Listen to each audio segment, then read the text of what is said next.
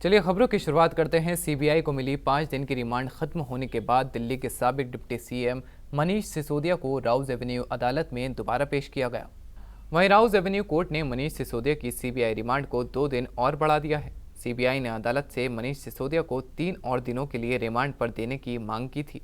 आपको बता दें कि दिल्ली के साबिक डिप्टी सीएम मनीष सिसोदिया ने कोर्ट में जमानत अर्जी दाखिल की थी। अदालत ने मनीष सिसोदिया की जमानत पर 10 मार्च तक फैसला महफूज रख लिया है। इस पर 10 मार्च को दोपहर 2 बजे सुनवाई होगी। आम आदमी पार्टी सांसद संजय सिंह ने एक प्रेस कॉन्फ्रेंस कर अडानी मामले पर 2 नए खुलासों को सामने रखा। आइए आपको सुनवाते हैं। कल अडानी जी घोटाले का पहला एपिसोड था और मैंने आपसे कहा था कि अडानी जी घोटाला कई एपिसोड में आपके सामने आएगा। आज जो जानकारी मैं आपको देने जा रहा हूं उसको जानकर और सुनकर आपके होश उड़ जाएंगे। सिर्फ एक सरकार को धोखा नहीं दिया गया, सिर्फ 1,00,000 करोड़ की कोयला चोरी नहीं की गई अडानी के द्वारा, बल्कि गुजरात सरकार और गुजरात की जनता को भी किस तरीके से अडानी ने धोखा दिया है उसकी जानकारी मैं आपके साथ साझा करना चाहता हूं। और यह जो जानकारी आपको साझा करने जा रहा हूं यह भारत सरकार के ऊर्जा मंत्रालय के द्वारा लिखी गई चिट्ठी के आधार पर जारी करने जा रहा हूं। और इस चिट्ठी में साफ तौर पे लिखा है कि जो अडानी को राजस्थान के सरकार के द्वारा पारसा कांटा 2 कोयला की खदानें दी गई मोदी सरकार के द्वारा, सुप्रीम कोर्ट के आदेश के बावजूद जिन 2 खदानों को रद्द नहीं किया गया, उन 2 खदानों से कोयला निकालकर अडानी अपने पावर प्लांट में ले जा रहा है। इसकी थारो इन्वेस्टिगेशन कीजिए, इसकी संपूर्ण जांच कीजिए। मैं नहीं कह रहा हूं, भारत सरकार के ऊर्जा मंत्रालय द्वारा कहा गया है। भारत सरकार के ऊर्जा मंत्रालय के एडिशनल सेक्रेटरी विवेक देवांगन, उनकी यह चिट्ठी है जिस चिट्ठी में कहा गया है कि जो कोयला की खदानें अडानी को दी गई, वहां से कोयला निकालकर सुप्रीम कोर्ट के आदेशों के खिलाफ और भारत सरकार के कानून के खिलाफ वहां से कोयला निकालकर अडानी अपने पावर प्लांट में लेके जा रहा है।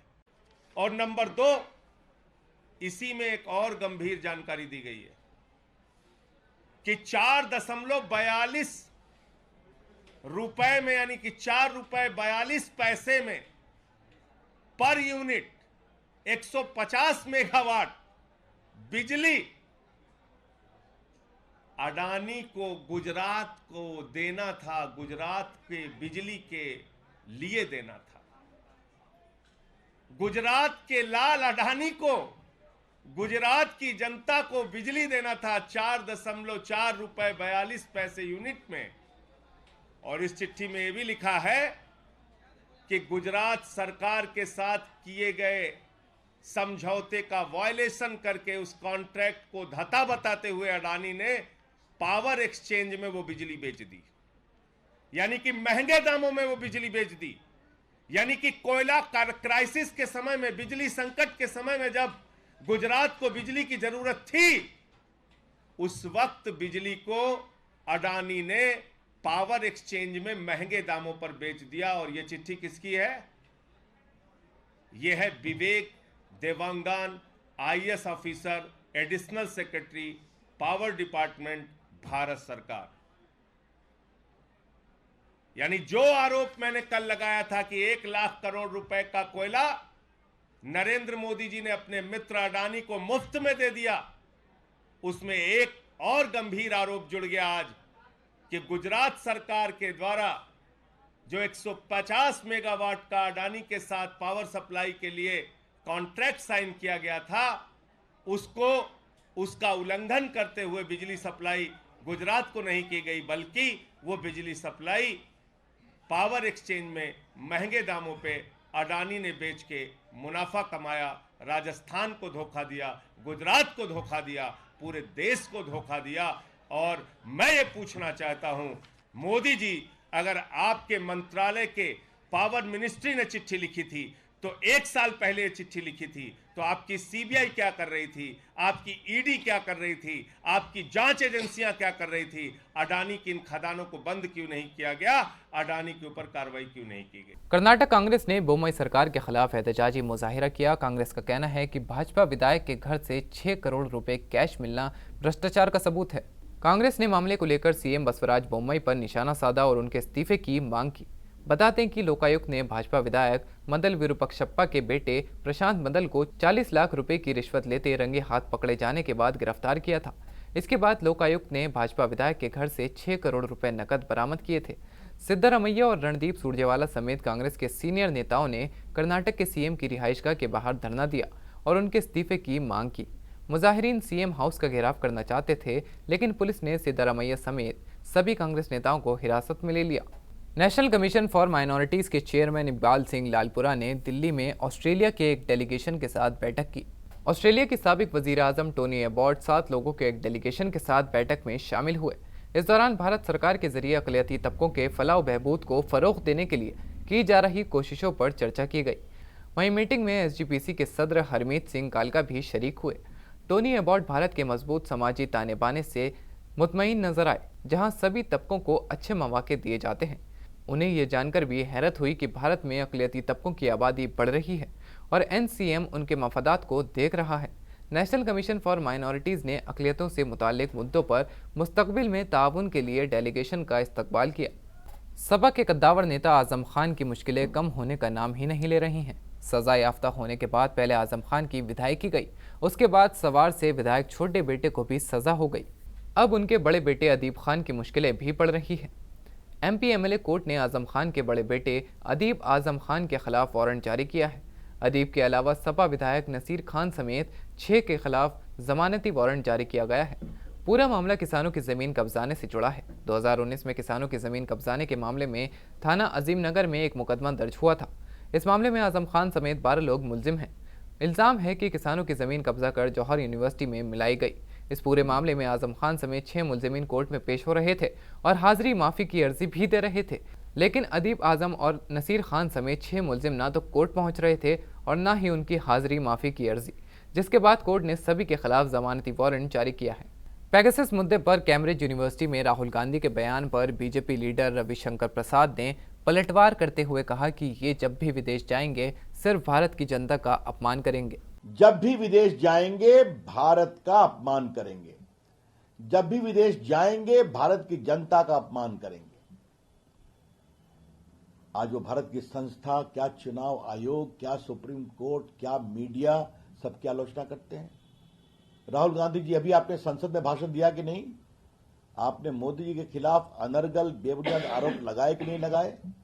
पूरे भारत में आप लगाते हैं कि नहीं लगाते हैं? आपको बेबुनियाद आरोप लगाने की आजादी है कि नहीं? और कौन है आप जो बेल पर हैं भ्रष्टाचार के मामले में? आपकी माताजी बेल पर हैं, आपके परिवार के कई लोग बेल पर हैं भ्रष्टाचार के मामले में, और आपकी सरकार ने भारत के लोगों के टैक्स पेयर का पैसा लूटा है। ये भी सच्चाई है। लेकिन आप विदेश जाकर भारत का अपमान करें, सामान्यतः ये राजनीतिक शिष्टाचार नहीं है। You don't condemn the country from a foreign soil. Rahul Gandhi जब जब जाते हैं तो यही करते हैं और चीन को सद्भावना का प्रतीक बताते हैं। आज देश राहुल गांधी के सही चेहरे को देखे कि भारत में कभी भारत की संस्थाओं का अपमान, विदेश में जाके भारत की जनता का अपमान और चीन का गुणगान, सद्भावना के प्रतीक, और पाकिस्तानी आतंकवाद पर चुप्पी। ये है राहुल गांधी की सही तस्वीर। हम इसकी बहुत भर्त्सना करते हैं और हमें पूरा विश्वास है दुनिया, विदेशों में रहने वाले भारतीय कभी राहुल गांधी की इन बेबुनियाद टिप्पणों से प्रभावित नहीं होंगे, जब आज नरेंद्र मोदी के नेतृत्व में भारत दुनिया की एक बड़ी ताकत, बड़ी आर्थिक व्यवस्था बन रहा है और G20 में भारत की अगुवाई पूरी दुनिया उसको सराह रही है। हम राहुल गांधी की इन बचकानी टिप्पणियों की बहुत ही भर्त्सना करते हैं। नेशनल लेवल के कराटे खिलाड़ी मोहम्मद जाबिर अंसारी ने बिहार सरकार के नाम एक चिट्ठी लिखी है। कौमी सतह के कराटे खिलाड़ी मोहम्मद जाबिर अंसारी, जिन्होंने पिछले महीने छत्तीसगढ़ में 75 kilogram weight category karate championship में पटना यूनिवर्सिटी की ओर से नुमाइंदगी करते हुए गोल्ड मेडल जीतकर इतिहास रचा था, उन्होंने बिहार के सीएम, गवर्नर और चीफ सेक्रेटरी के नाम अर्जी लिख के मुतालबा किया है। इस अर्जी में उन्होंने लिखकर शिकायत और अफसोस का इजहार किया है कि बिहार सरकार की तरफ से एसोसिएशन ऑफ इंडियन यूनिवर्सिटीज़ के बेहतरीन खिलाड़ियों की तकर्रूरी में मेडल जीतने वालों को शामिल नहीं किया गया, जिससे खिलाड़ियों को बेहद अफसोस हुआ है। जाबिर का कहना है कि मेडल जीतने वाले खिलाड़ियों को एसोसिएशन ऑफ इंडियन यूनिवर्सिटीज़ की तकर्रूरी से बाहर करने से बिहार के कई हुनरमंद खिलाड़ियों के मुस्तकबिल पर बुरा असर पड़ेगा। जाबिर अंसारी ने इस अर्जी के जरिए यह दरख्वास्त पेश की है कि बिहार इंतजामिया अपने इस फैसले पर दोबारा गौर करे।